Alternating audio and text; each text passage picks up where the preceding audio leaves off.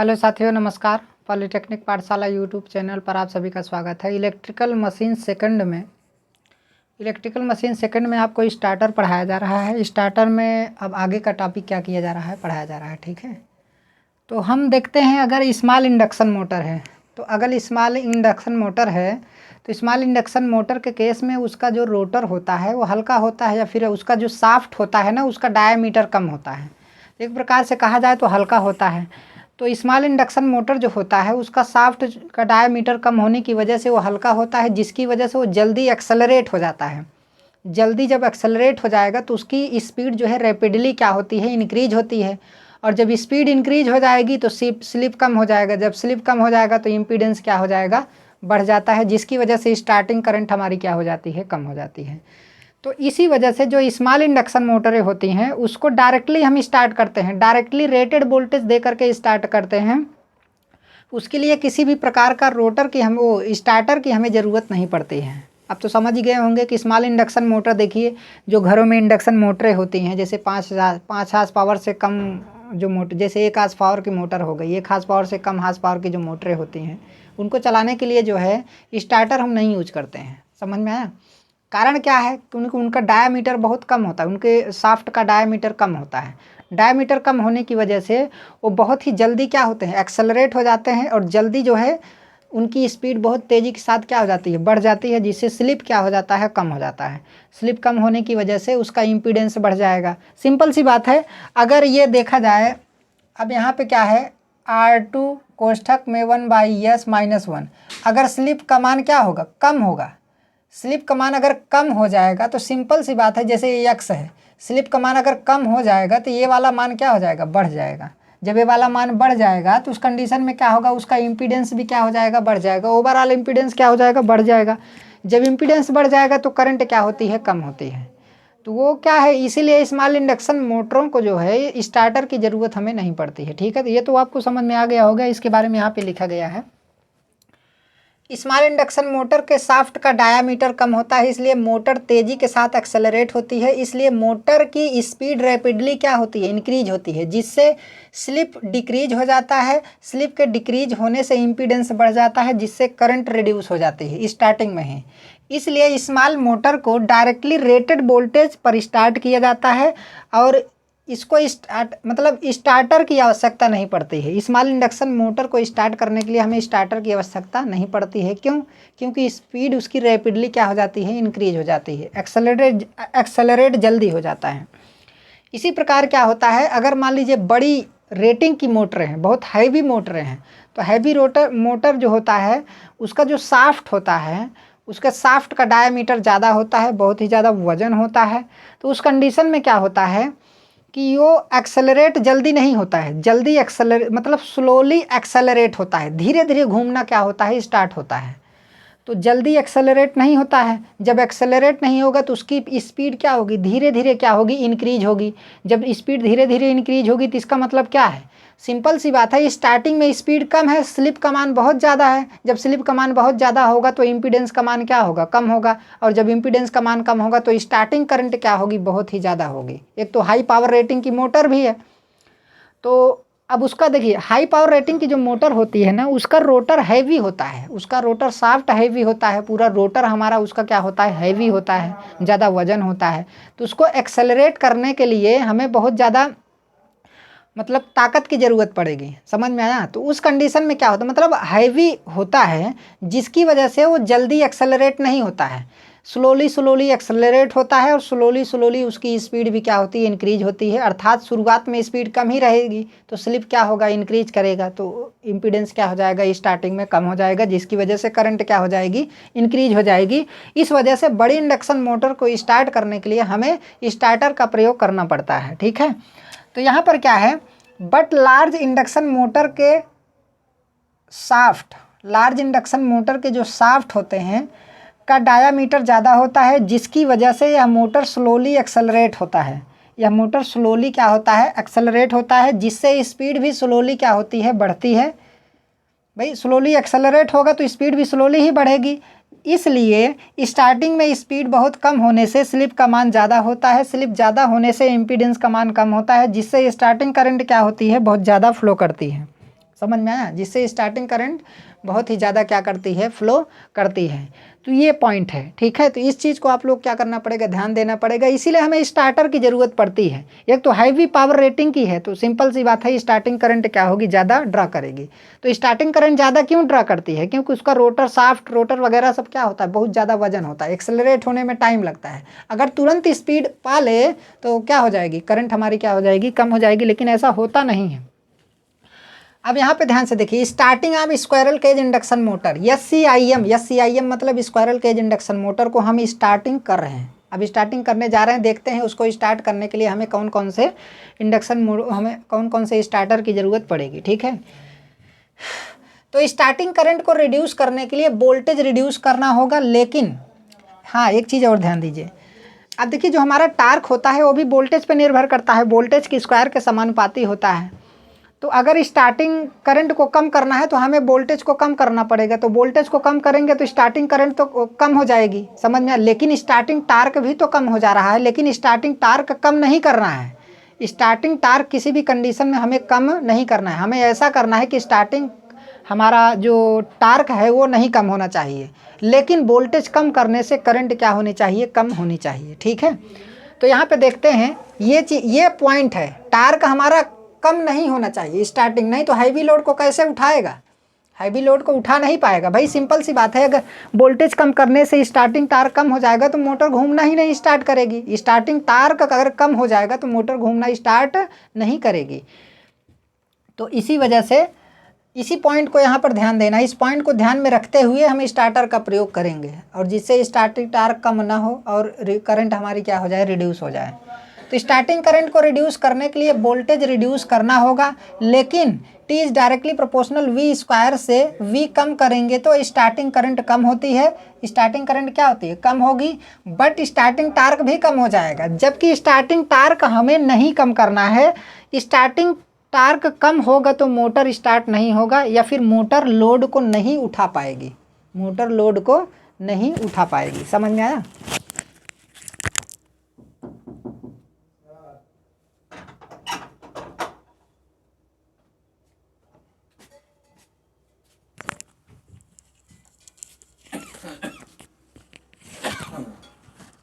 तो starting condition में जो है मोटर लोड को नहीं उठा पाएगी, ठीक है। तो अब यहाँ पे देखते हैं हम,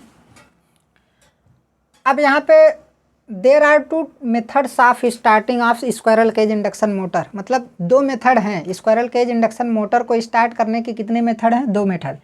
एक तो DOL मेथड है, डायरेक्ट ऑनलाइन स्टार्टर मेथड, दूसरा क्या है, रिड्यूस्ड वोल्टेज स्टार्टिंग मेथड। दो मेथड हैं, एक डायरेक्ट ऑनलाइन स्टार्टर मेथड, दूसरा क्या है, रिड्यूस्ड वोल्टेज स्टार्टिंग मेथड, ठीक है। तो सबसे पहले हम डायरेक्ट ऑनलाइन स्टार्टर मेथड पढ़ेंगे, स्टार्टिंग मेथड पढ़ेंगे। तो देखते हैं कि इसके द्वारा क्या होता है। सबसे पहले इसको हम क्या कर देते हैं, मिटा देते हैं। इसको तो आप लोग देख ही लिए होंगे।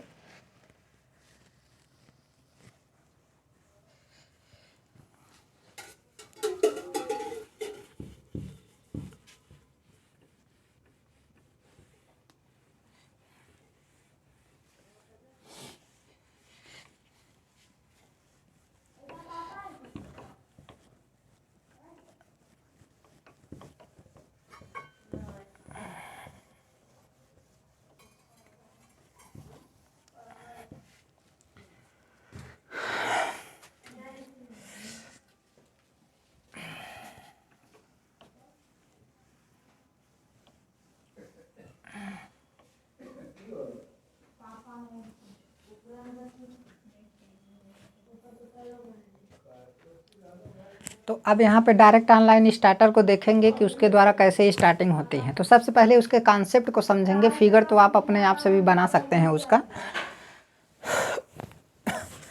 देखिए डायरेक्ट ऑनलाइन स्टार्टर मेथड में इसे क्या बोलते हैं, रिड्यूस वोल्टेज स्टार्टिंग मेथड। ओ क्या कहते हैं, एक दूसरा होता है क्या, रिड्यूस्ड वोल्टेज स्टार्टिंग मेथड, और एक होता है direct online starting method. Direct online starting method को हम फुल वोल्टेज स्टार्टिंग मेथड के नाम से भी क्या करते हैं, जानते हैं। देखिए यहाँ पर क्या है, एक कमी है डायरेक्ट ऑनलाइन स्टार्टर में। डायरेक्ट ऑनलाइन स्टार्टर जो होता है ना, इसके द्वारा स्टार्टिंग करंट कम नहीं हो पाता है। इसके द्वारा स्टार्टिंग करंट बिल्कुल कम होता ही नहीं है। समझ में आया? क्यों? क्योंकि इसके द्वारा रेटेड वोल्टेज अप्लाइड किया जाता है। जब रेटेड वोल्टेज दिया जाएगा तो सिंपल सी बात है स्टार्टिंग करंट हमारा कम ही नहीं होगा। समझ में आया? तो वोल्टेज को जब कम करेंगे तो तभी तो स्टार्टिंग करंट हमारा कम होगा, लेकिन इसके द्वारा स्टार्टिंग वोल्टेज कम ही नहीं किया जाता है। इसे देखिए, इसका नाम ही क्या है? Full voltage method, full voltage starting method. तो यहाँ पर डायरेक्ट ऑनलाइन स्टार्टर मेथड को हम फुल वोल्टेज स्टार्टिंग मेथड के नाम से भी क्या करते हैं, जानते हैं, क्योंकि इसे रेटेड वोल्टेज देकर क्या किया जाता है, स्टार्ट किया जाता है। समझ में आया? इसके द्वारा स्टार्टिंग करंट हमारी कम नहीं होती है, इसके द्वारा स्टार्टिंग करंट हमारी कम नहीं होती है। देखिए, इस मेथड से क्या होता है, ये जो हमारा मेथड होता है ना, ये मोटर को ओवरलोड प्रोटेक्शन देता है। इसमें इसके स्टार्टर में ऐसे ओवरलोड कॉइल होती है और वो ओवरलोड कॉइल जो है ओवरलोड प्रोटेक्शन हमें क्या करती है, देती है। समझ में आया? दूसरी क्या है, अगर इस स्टार्टिंग मेथड से अगर शॉर्ट सर्किट से हमें बचाना है, मोटर को शॉर्ट सर्किट के कंडीशन से हमें बचाना है, तो हम क्या करते हैं, उसके लाइन के सीरीज में हम क्या लगा देते हैं, फ्यूज लगा देते हैं। जो हमारा फ्यूज होता है वो हमारा स्टार्टिंग में जो करंट होती है मोटर की, उसी के हिसाब से उस फ्यूज की क्या होती है, रेटिंग होती है। तो शॉर्ट सर्किट से बचाने के लिए हम फ्यूज यूज करते हैं, जबकि ओवरलोड से बचाने के लिए इसमें ओवरलोड कॉइल लगी होती है। जो ओवरलोड की कंडीशन में वो कॉइल ऑपरेट हो जाती है और सप्लाई को क्या कर देती है, कट कर देती है। समझ में आया? लेकिन इसके इंटरनल जो कॉन्सेप्ट है, मेन कॉन्सेप्ट है, उसको हम कैसे जानेंगे? इस मेथड के द्वारा स्टार्टिंग करंट कम नहीं होती है। यहाँ पर ध्यान से देखिए, इस मेथड में स्टार्टिंग में रेटेड वोल्टेज प्रोवाइड किया जाता है, जिसकी वजह से इसमें स्टार्टिंग करंट हाई होती है। इक्विवेलेंट सर्किट में शंट ब्रांच को इग्नोर करने पर, अभी तो ब्रांच वाले पॉइंट को हम बाद में देखेंगे, पहले इसको देख लेते हैं। देखिए, अब यहाँ पे क्या है, इसका स्टार्टिंग करंट क्या होता है, हाई होता है। तो स्टार्टिंग करंट हाई होता है, तो इस वजह से इस मेथड का जो प्रयोग होता है ना, वो हम बड़ी मशीनों में नहीं करेंगे। बड़ी मशीनों में इसलिए नहीं करेंगे क्योंकि बड़ी मशीन को अगर डायरेक्ट ऑनलाइन स्टार्टर के द्वारा स्टार्ट किया जाएगा और रेटेड वोल्टेज दे दिया जाएगा, तो रेटेड वोल्टेज टोटली स्टार्टिंग में कन्वर्ट हो जाएगा करंट में, जिससे हमारी मोटर क्या हो जाएगी, फूक जाएगी। समझ में आया? इस वजह से जो है हम इसको बड़ी मोटरों में नहीं यूज करते हैं, इसे स्मॉल इंडक्शन मोटर में क्या करते हैं, यूज करते हैं, जो लगभग मतलब 5 हार्स पावर तक की मोटरों में इसे क्या किया जाता है, यूज किया जाता है। 5 HP के मोटरों में क्या किया जाता है, 5 HP तक के मोटरों में इसे क्या किया जाता है, यूज किया जाता है। दूसरा, ऐसे मोटरों में यूज़ किया जाएगा जिसके रोटर का रेजिस्टेंस क्या हो, हाई हो।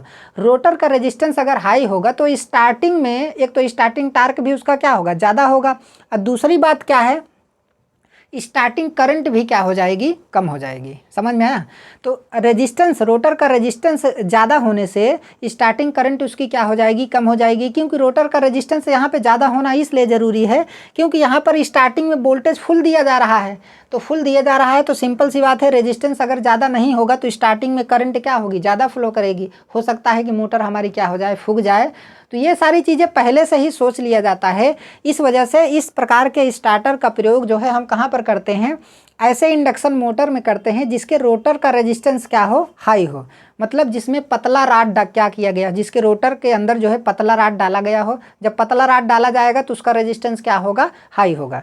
और दूसरी बात क्या है, 5 हार्स पावर तक के मोटर में ही इसे क्या किया जाता है, यूज किया जाता है। अर्थात आप कह सकते हैं कि स्मॉल इंडक्शन मोटर में इसे क्या किया जाएगा, यूज किया जाएगा। कारण क्या है, स्मॉल इंडक्शन मोटर रहेगा तो स्मॉल वोल्टेज रेटिंग रहेगी। जब स्मॉल वोल्टेज रेटिंग रहेगी तो स्मॉल करंट रहेगा। समझ में आया? तो उससे क्या होगा, हमें ज़्यादा खतरा नहीं होगा। दूसरी बात क्या है, अभी वही चीज़ बताए हैं कि अगर मतलब मोटर के शाफ्ट का साइज क्या होगा, कम होगा, तो मोटर जल्दी क्या होगी, एक्सेलरेट होगी। जब जल्दी एक्सेलरेट होगी तो स्पीड बढ़ेगी, जिसकी वजह से स्लिप घट जाएगी। जब स्लिप घट जाएगी तो इम्पीडेंस हमारा बढ़ जाएगा, तो स्टार्टिंग करंट हमारी क्या हो जाएगी, कम हो जाएगी। तो वही कॉन्सेप्ट यहाँ पर लगता है। समझ में आया? तो ये जो हमारा स्टार्टिंग मेथड है, ये स्टार्टिंग मेथड केवल 5 HP तक के मोटरों के लिए यूज किया जाता है, तथा ऐसी मोटरों में यूज किया जाएगा जिसका रोटर का रेजिस्टेंस क्या होता है, हाई होता है। समझ में आया? आप कह सकते हैं कि इसका स्मॉल इंडक्शन मोटर में इसे क्या किया जाता है, प्रयोग किया जाता है। बहुत ज़्यादा हाई पावर रेटिंग के इंडक्शन मोटर में इसका प्रयोग नहीं किया जाता है। ठीक है, अब ये चीज़ें तो हो गई। दूसरी बात क्या है, अब इसे हम मिटा सकते हैं, ये चीज़ तो आप देख लिए हैं। ठीक है, अब ध्यान से देखिए, यहाँ पे कैलकुलेशन हमें करना है। देखिए यहाँ पे क्या होना चाहिए, ये हमारा क्या है, इक्विवेलेंट सर्किट है। जो अभी इससे पहले हम इक्विवेलेंट सर्किट आपको पढ़ाए हैं, ये यही इक्विवेलेंट सर्किट है। यहाँ बीच में क्या होता है, एक मैग्नेटाइजिंग सर्किट होता है, आपको पता है बीच में एक मैग्नेटाइजिंग सर्किट होता है। लेकिन मैग्नेटाइजिंग सर्किट को हम इग्नोर कर दिए हैं। इग्नोर करने से क्या होगा कि हमें समझ में आसानी से आएगा ये, जिससे हम समझ सकते हैं कि हाँ यहाँ पे क्या हो रहा है। नहीं तो कैलकुलेशन बहुत ज़्यादा लंबा हो जाएगा इस तरीके से, अगर इस सर्किट को हम लेंगे तो। ठीक है, तो इस पॉइंट को हम क्या कर देते हैं, इग्नोर कर देते हैं। ठीक है, इसको हम इग्नोर कर दिए, इस सर्किट को हटा दिए। हटाने से अब कैलकुलेशन हमारा क्या हो जाएगा, आसान हो जाएगा।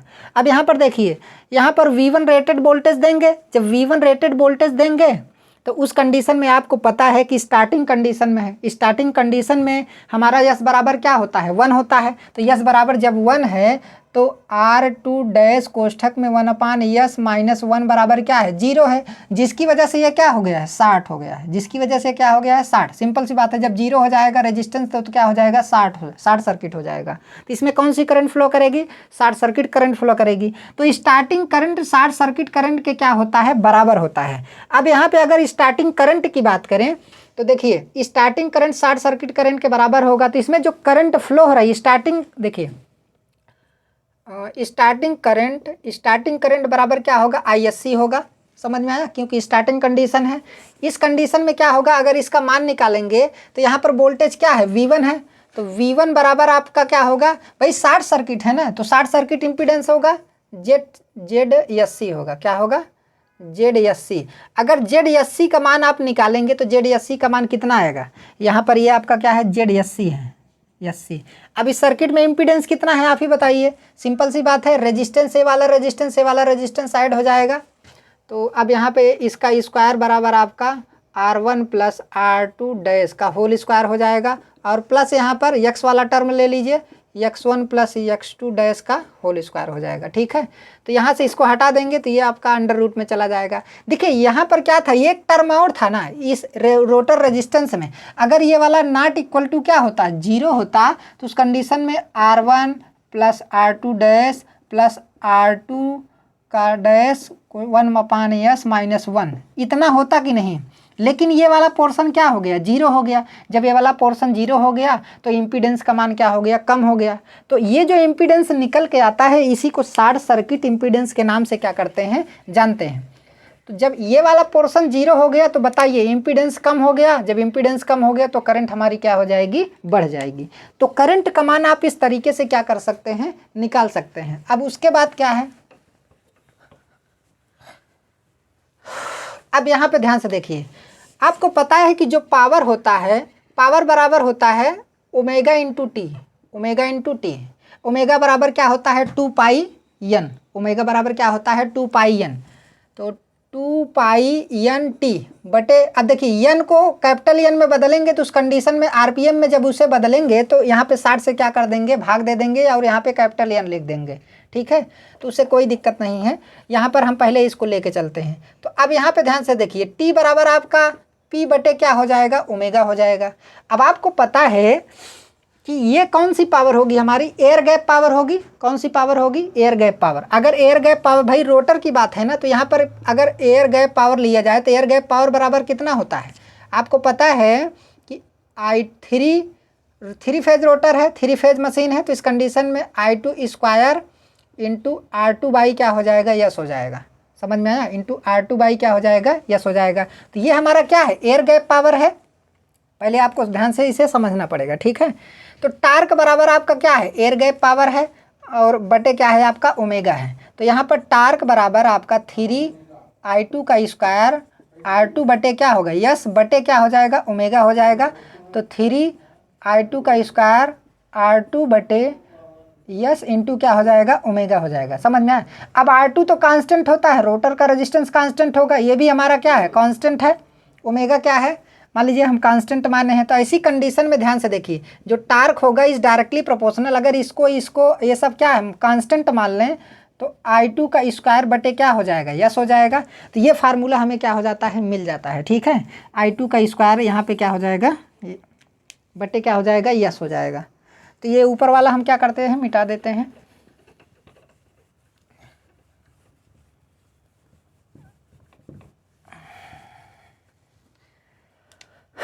तो यहाँ पे ध्यान से देखिए, अब यहाँ पे मान लीजिए स्टार्टिंग टार्क की बात करें तो यहाँ पर ध्यान से देखिए, अगर स्टार्ट देखिए T1,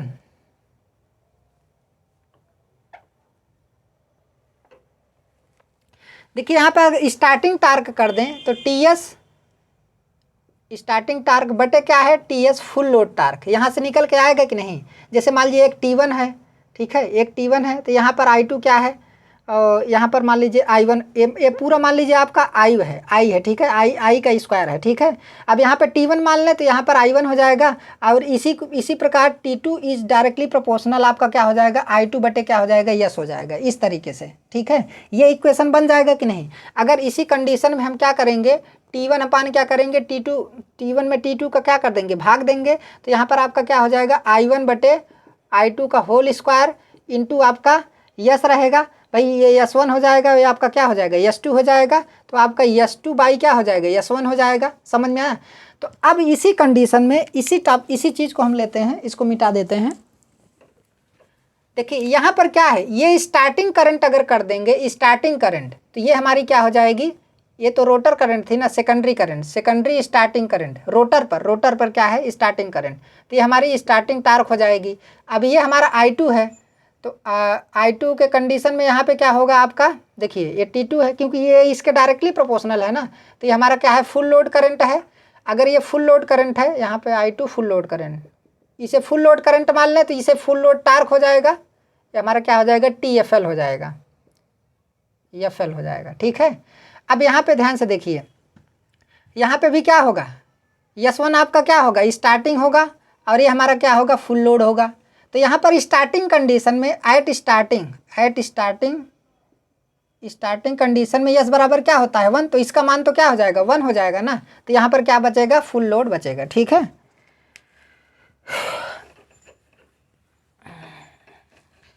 तो अब यहाँ पे क्या होगा, ध्यान से देखिए, ये तो क्या है, I2 करंट है ना, लेकिन अब इसी को हम क्या करेंगे, स्टेटर के सापेक्ष ट्रांसफ़र करेंगे। जब स्टेटर के सापेक्ष ट्रांसफ़र करेंगे तो उस कंडीशन में क्या हो जाता है, हमारा फार्मूला एकदम यही आता है, कोई भी दिक्कत नहीं होता है, ठीक है। तो यहाँ पर क्या हो जाएगा, स्टार्टिंग टार्क बटे फुल लोड टार्क बराबर आपका ये I2 हट जाएगा, तो यहाँ पर हम स्टार्टिंग करंट ले लेते हैं, यहाँ पर क्या है, फुल लोड करंट ले लेते हैं, इसका क्या हो जाएगा, square into yes into FL हो जाएगा, ठीक है। तो ये हमारा क्या हो गया, फार्मूला हो गया। अब यहाँ पर आपको पता है कि जो स्टार्टिंग करंट है, स्टार्टिंग करंट जो है इस मेथड में स्टार्टिंग करंट किसके बराबर है, ISC के बराबर है। तो ISC के बराबर है, तो इस कंडीशन में क्या होगा, स्टार्टिंग करंट के जगह पर ISC रख देंगे, तो T स्टार्टिंग बटे TFL बराबर आपका क्या हो जाएगा, ISC बटे क्या हो जाएगा, IFL, ठीक है। इसका स्क्वायर हो जाएगा इंटू यस इंटू FL हो जाएगा। फुल लोड पर स्लिप, ये क्या है, फुल लोड पर स्लिप, स्टार्टिंग कंडीशन में जो स्लिप होती है वो क्या होती है, 1 होती है। तो ये फार्मूला जो है हमारा किस कंडीशन में आता है, इस कंडीशन में आता है। समझ में आया। अब यहाँ पे क्या है, ये चीज़ आपको देख के थोड़ा कन्फ्यूजन हो रहा होगा, लेकिन आपको इसमें कन्फ्यूज होने की ज़रूरत बिल्कुल नहीं है। आपको ये पता है कि ये वाला फार्मूला क्या होता है, P बराबर होता है 2 पाई NT बटे क्या होता है, 60 होता है। समझ में आया। तो अब यहाँ पे अगर T बराबर निकालेंगे तो T बराबर आपका क्या हो जाएगा, देखिए अगर P की बात करें, ये बाकी तो हम कांस्टेंट मान लेते हैं, बाकी क्या मान लेते हैं, कांस्टेंट मान लेते हैं। तो ऐसी कंडीशन में ध्यान से देखिए, T इज डायरेक्टली प्रोपोर्शनल क्या हो जाएगा, P क्या है आपका, एयर गैप पावर है, तो T is directly proportional air gap power क्या है, 3 इंटू I का स्क्वायर इंटू R बटे क्या हो जाएगा, यस हो जाएगा। मान लीजिए R2 था, यहाँ पे क्या था, R2 बटे क्या हो जाएगा, यस हो जाएगा। यहाँ पर I2 था, ठीक है, तो इसमें कोई दिक्कत नहीं है। अब क्या हुआ, ये तो हमारा कांस्टेंट है, ये भी हमारा क्या है, कांस्टेंट है, तो हम क्या मान लेते हैं, T is directly proportional I का स्क्वायर बटे क्या हो जाएगा, यस। आप I2 मानिए चाहे I मानिए, हमें कॉन्सेप्ट को क्या करना है, क्लियर करना है, ठीक है। तो यहाँ पर हमने I माना है, तो इसे T1 मानेंगे तो ये क्या हो जाएगा, I1 हो जाएगा। इसी प्रकार T2 मानेंगे तो ये हमारा क्या हो जाएगा, I2 का स्क्वायर बटे क्या हो जाएगा, यस। तो यहाँ पर S1 हो जाएगा, यहाँ पर क्या हो जाएगा, S2 हो जाएगा। अब इन दोनों का हम क्या करेंगे, रेशियो करेंगे, तो यहाँ पर देखिए T1 बटे आपका क्या हो जाएगा, T2 हो जाएगा। समझ में आया। तो यहाँ पर क्या हो जाएगा, I1 बटे क्या हो जाएगा, I2 का होल स्क्वायर हो जाएगा इंटू S2 बाई क्या हो जाएगा, S1 हो जाएगा। ठीक है, अब इसी को हम एक बार फिर समझा रहे हैं ताकि आप लोगों को कन्फ्यूजन ना हो, क्योंकि ये जो पॉइंट है ना, ये बहुत ही इंपॉर्टेंट पॉइंट है, इसलिए इसको समझना आपके लिए बहुत ही ज़्यादा क्या है, ज़रूरी है। अब यहाँ पे क्या है, ध्यान से देखिए कि T1 है ना, अगर I1 को हम स्टार्टिंग कर लें, I1 क्या है हमारा, स्टार्टिंग करंट है, तो यहाँ पर क्या हो जाएगा, I स्टार्टिंग। अब I2 को क्या मान लें, फुल लोड करंट मान लें, IFL। तो बताइए, ये तो स्क्वायर हो गया ना। अब यहाँ पे जो हमारे T1 क्या, I1 अगर स्टार्टिंग हो गया तो T1 हमारा स्टार्टिंग टार्क हो जाएगा। अब बटे क्या हो जाएगा, ये फुल लोड टार्क हो जाएगा, फुल लोड टार्क। अब यहाँ पे S2 देखिए, S1 क्या हो जाएगा, गुड़े बटे S1 क्या हो जाएगा, यस स्टार्टिंग हो जाएगा, और S2 क्या हो जाएगा, यस फुल लोड हो जाएगा। समझ में आया। तो स्टार्टिंग कंडीशन में यस ST बराबर क्या हो जाएगा, 1 हो जाएगा। आपको पता है जब रोटर नहीं घूमेगा तो उस समय 1 हो जाएगा, तो उस कंडीशन में इसका मान क्या होगा, 1 होगा। तो यहाँ पर ये फार्मूला हमारा निकल करके आ जाता है। ठीक है, अब यहाँ पे आपको पता है कि स्टार्टिंग करंट जो है शॉर्ट सर्किट करंट के बराबर होती है, किसमें, ये क्वेश्चन कंपटीशन एग्जाम में पूछा जाता है कि starting current short circuit current के बराबर होती है किस मेथड में, डायरेक्ट ऑनलाइन स्टार्टर मेथड में होती है। समझ में आया। जब हम मोटर को डायरेक्ट ऑनलाइन स्टार्टर मेथड से स्टार्ट करते हैं तो उसमें स्टार्टिंग करंट जो होती है वो शॉर्ट सर्किट करंट के क्या होती है, बराबर होती है। ये सारे पॉइंट आप लोग क्या कर लेंगे, लिख लेंगे। हालांकि मैं सारी चीज़ें लिखा नहीं रहा हूँ, लेकिन मैं बता रहा हूँ, तो उसको आप क्या कर सकते हैं, लिख सकते हैं। ठीक है, तो ये हमारा फार्मूला निकल के आ जाता है। बाकी इसमें और सारी चीज़ें मैंने आपको पहले ही बता दिया कि ये स्टार्टिंग करंट को कम नहीं करता है। समझ में आया। इसमें starting current short circuit current के क्या होती है, बराबर होती है। रेटेड वोल्टेज दे करके स्टार्ट किया जाता है। यही कारण है कि इस स्टार्टर का प्रयोग जिस इंडक्शन मोटर में करेंगे उसके रोटर का रेजिस्टेंस क्या होगा, हाई होगा। स्मॉल इंडक्शन मोटर होगी, बहुत ज़्यादा स्मॉल नहीं होगी, स्मॉल इंडक्शन मोटर होगी। और उसके बाद क्या होगी, ये लगभग 5 हार्स पावर तक की मोटरों को इस मेथड से हम क्या करते हैं, स्टार्ट करते हैं। और उसके बाद जो है इसके रोटर का जो रेजिस्टेंस होना चाहिए, हाई होना चाहिए, ताकि स्टार्टिंग रेजिस्टेंस को क्या किया जा सके, कम किया जा सके। समझ में आया।